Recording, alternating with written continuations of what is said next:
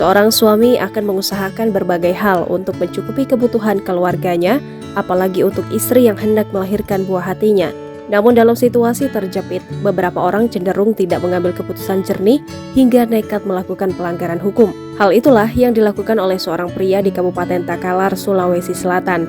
Pria berinisial MA itu gelap mata dan mencuri sepeda motor seorang penjual sayur untuk kemudian digadaikan senilai 1,5 juta rupiah demi biaya persalinan sang istri. Namun tentu saja setiap pelanggar hukum harus mempertanggungjawabkan perbuatannya, termasuk MA yang kemudian ditahan di rutan Polres Takalar selama 2 bulan. Bukan hanya itu, MA pun terpaksa merelakan diri kehilangan momen saat istrinya berjuang melahirkan buah hati mereka.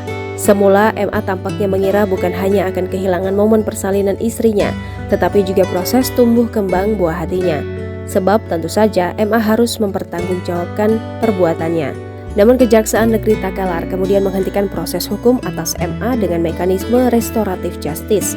Rupanya korban MA yakni sang penjual sayur pemilik sepeda motor memutuskan untuk memaafkan bapak muda yang terjepit situasi tersebut. Dalam video yang disertakan terlihat sang korban yakni penjual sayur yang juga sudah terlihat berumur turut dihadirkan dalam proses pembebasan MA.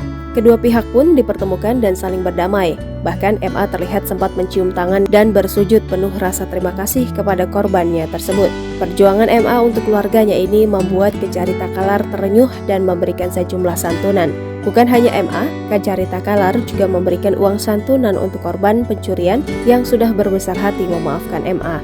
Kisah yang diungkap oleh kejaksaan ini seketika menarik perhatian masyarakat luas. Warganet ramai-ramai memberi pujian kepada penjual sayur yang menjadi korban lantaran sudah ikhlas memaafkan MA.